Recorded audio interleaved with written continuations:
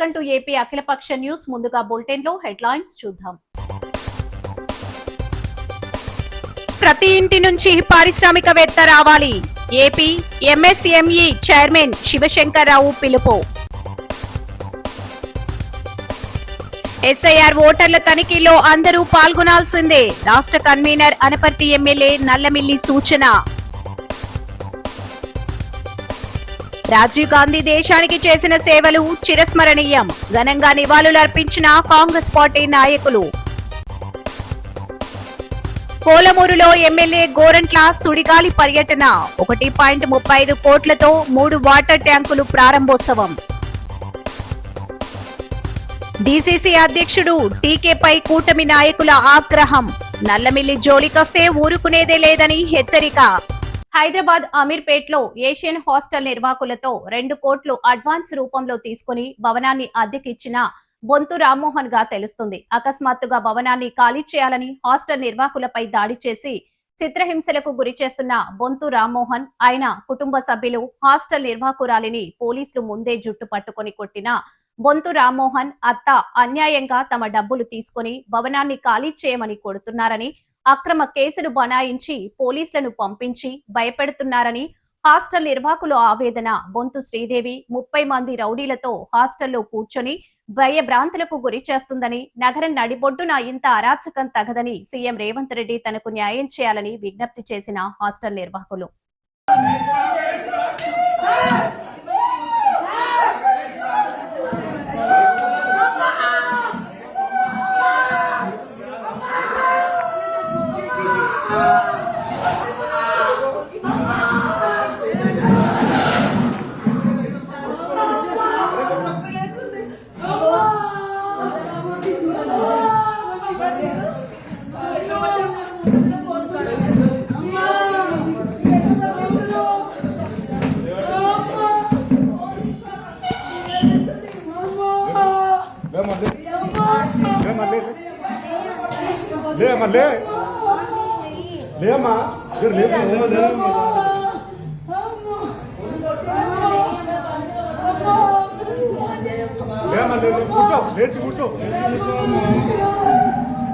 Alipiri check point వద్ద భారీ రద్దీ కొనసాగుతుందని, వేసవి సెలవుల నేపథ్యంలో శ్రీవారి దర్శనానికి భక్తులు పోటెత్తుతున్నారు. ప్రస్తుతం వైకుంఠం క్యూ కాంప్లెక్స్ 2 నారాయణగిరి షెడ్లు పూర్తిగా నిండిపోయాయి.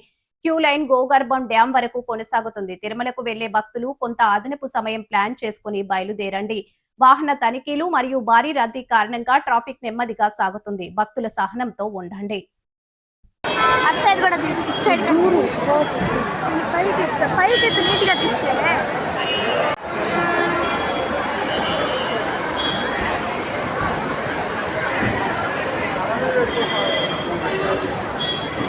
అమ్మ తర్వాత తీసుకుంది అటు సైడ్ కూడా సైడ్ పైకి నీట్గా తీస్తే పీలేరు అన్నమయ్య జిల్లా మధ్యమత్తులో 2 వర్గాల మధ్య ఘర్షణ. మధ్యమత్తులో కర్రలు, ఐరన్ రాడ్స్ తో దాడి చేసుకున్న ఇరు వర్గాలు. పీలేరు రాజీవ్ నగర్ లో ఘటన. భయభ్రాంతులకు గురైన ప్రజలు. విచ్చలవిడిగా బెల్ట్ షాపులు, గంజాయి విక్రయాలు జరుగుతున్నాయని ప్రజలు ఆగ్రహం. ప్రభుత్వ ఆసుపత్రిలో చేరిన 4 క్షతగాత్రులు. ఇరు వర్గాలపై కేసు నమోదు చేసిన పీలేరు పోలీసులు.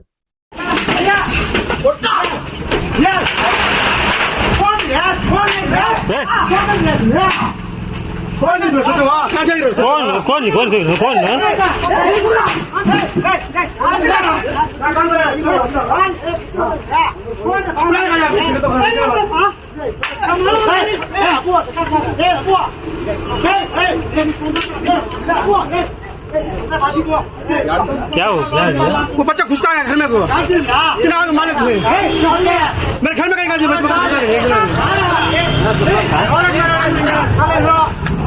భారతరత్న భారత మాజీ ప్రధాని స్వర్గీయ రాజీవ్ గాంధీ 35వ వర్ధంతి సందర్భంగా జగ్గంపేట నియోజకవర్గం జగ్గంపేట పట్టణంలో గల అంబేద్కర్ నగర్ నందు గల రాజీవ్ గాంధీ, ఇందిరాగాంధీ, డాక్టర్ బిఆర్ అంబేద్కర్ విగ్రహాలను పూలమాలలతో అలంకరించి స్వర్గీయ రాజీవ్ గాంధీ విగ్రహం వద్ద జగ్గంపేట నియోజకవర్గ Congress party in charge Maruthi Shiva Ganesh Congress party శ్రేణులతో కలిసి నివాళులర్పించారు.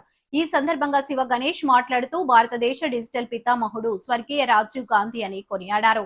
ఈ కార్యక్రమంలో ఆంధ్రప్రదేశ్ కాంగ్రెస్ కమిటీ ప్రధాన కార్యదర్శి డాక్టర్ నక్కా సత్యనారాయణ, కాకినాడ జిల్లా కాంగ్రెస్ పార్టీ ఉపాధ్యక్షులు నకిరెడ్డి విష్ణు చక్రరావు, కాకినాడ జిల్లా ఎస్సీ సెల్ ప్రధాన కార్యదర్శి జోడా చైతన్య కుమార్, గండేపల్లి మండల కాంగ్రెస్ పార్టీ అధ్యక్షులు నేదూరి భాస్కర్రావు తదితరులు పాల్గొన్నారు.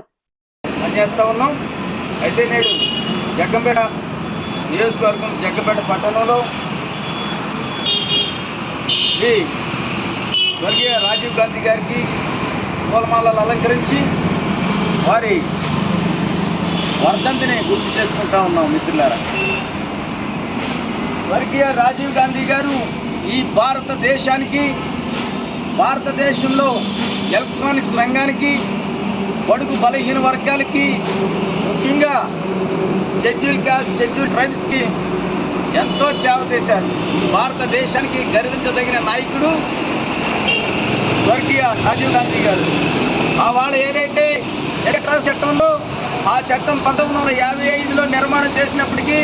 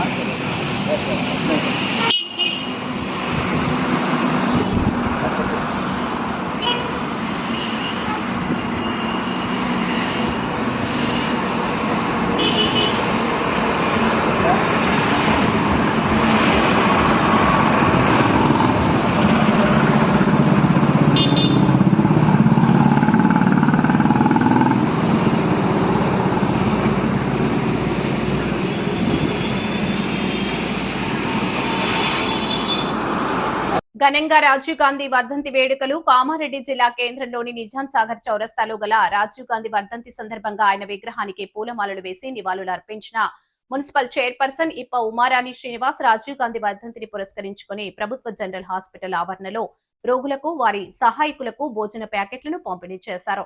ఈ సందర్భంగా మున్సిపల్ చైర్పర్సన్ ఇప్ప ఉమారాణి శ్రీనివాస్, జిల్లా అధ్యక్షులు ఏలే మల్లికార్జున్ మాట్లాడుతూ రాజీవ్ గాంధీ దేశానికి చేసిన సేవలను స్మరించుకుంటూ యువతకు ఆయన ఒక ఆదర్శమూర్తి అని పేర్కొన్నారు.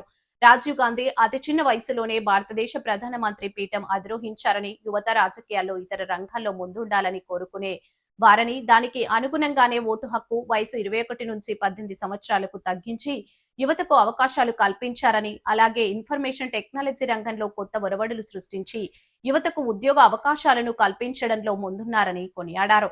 ఈ కార్యక్రమంలో డీసీసీ అధ్యక్షులు ఏలే మల్లికార్జున్, గ్రంథాలయ సంస్థ చైర్మన్ మద్ది చంద్రకాంత్ రెడ్డి, పట్టణ అధ్యక్షులు సందీప్, మాజీ డీసీసీ అధ్యక్షులు కైలాష్ శ్రీనివాసరావు, కౌన్సిలర్లు అన్వర్, షేరు, రామ్మోహన్, గణేష్, సత్యం, సిద్దిక్, వాజిద్, అంజాద్, లడ్డు, సాయిలు, జావీద్, బబ్లు, మోతీలాల్, కోఆప్షన్ సభ్యులు గోనే సునీత, శ్రీనివాస్, కార్యకర్తలు, నాయకులు తదితరులు పాల్గొన్నారు.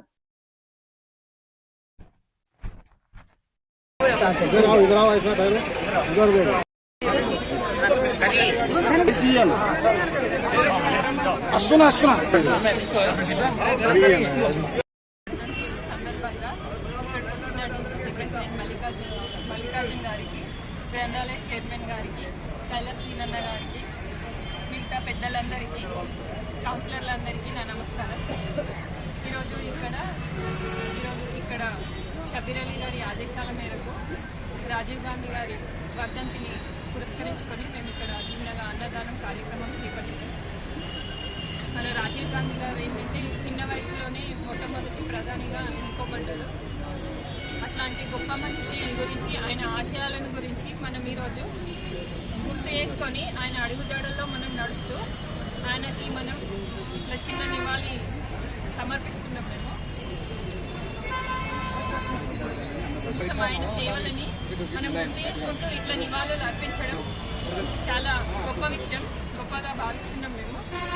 ఆయన రాజీవ్ గాంధీ గారు యువతను గుర్తించి వారి యొక్క అంటే వారి పార్టిసిపేషన్ అంటే రాజకీయాలలో ఉండాలనే ఉద్దేశంతో ఓటు హక్కుని 21 సంవత్సరాల నుంచి 18 సంవత్సరాలకు తగ్గించి యువతకి ఓటు హక్కులో రాజకీయాలలో భాగస్వాములు చేసి ఆయన గొప్ప పని చేసి మన యువతని రాజకీయాలలో భాగస్వాములు చేసారు. అట్లాంటి గొప్ప మనిషికి ఆయన ఆశయాలను మనం ముందుకు తీసుకెళ్తే మన కాంగ్రెస్ పార్టీకి ఎంతో మేలు చేసిన వాళ్ళం అవుతాము. థ్యాంక్ యూ అందరికీ. రాజీవ్ గాంధీ వర్ధంతిని పురస్కరించుకొని ఇక్కడికి వచ్చేసినటువంటి పెద్దలు అందరికీ కూడా మున్సిపల్ చైర్మన్, మాజీ డీసీసీ అధ్యక్షులు, గ్రంథాలయ చైర్మన్, టౌన్ ప్రెసిడెంట్, కౌన్సిలర్లు పేరు పేరున అందరూ కూడా ఇక్కడికి విచ్చేసినటువంటి పత్రికా విలేకరులకి, మండల కాంగ్రెస్ పార్టీ అధ్యక్షులకి, బ్లాక్ కాంగ్రెస్ అధ్యక్షులకు అందరికీ కూడా పేరు పేరున నా యొక్క నమస్కారాలు తెలియజేస్తున్నాను. ఈరోజు మనందరం ముఖ్యంగా తెలుసుకోదలిసింది ఏంటంటే రాజీవ్ గాంధీ జీవిత చరిత్ర. రాజీవ్ గాంధీ గారు అతి చిన్న వయసులో మన దేశానికి ప్రధానిగా అయినారు. వారు ఒక రాజకీయ నాయకుడిగానే కాకుండా ఆర్థిక పరిస్థితులు కానీ దిశానిర్దేశం ఏం చేయాలి యువత దాని గురించి చెప్పిన ఆర్థికుడు.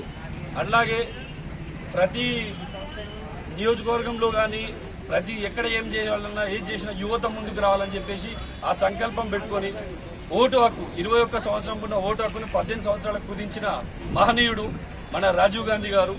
ఆయన ఒక రాజకీయ నాయకుడే అని కాదు, టెక్నికల్గా ఈరోజు మనం వాడుతున్న ఫోన్స్, ఐటీ రంగం కానీ టెలికమ్యూనికేషన్స్ ఇవన్నీ కూడా అప్పుడే మార్గనిర్దేశనం చేసిన నాయకుడు మన రాజీవ్ గాంధీ గారు అని చెప్పడానికి గర్వించదగ్గ విషయం ఇది.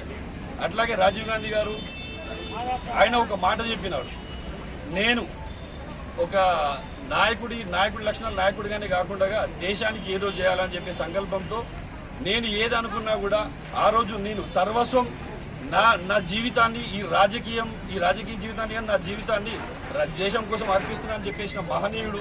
అట్లాంటి నాయకుని వర్ధంతి ఈరోజు పురస్కరించుకుని ఇక్కడికి ఇచ్చేసి అట్లాగే ఆ వర్ధంతి సందర్భంగా అందరికీ కూడా అన్నదానం కార్యక్రమం మన పెద్దలు షబ్బీర్ అలీ గారి ఆదేశాల మేరకు మన మున్సిపల్ చైర్మన్ గారు ఇది అంతా అరేంజ్ చేయడం చాలా గొప్ప భావ్యంగా భావిస్తున్నాను.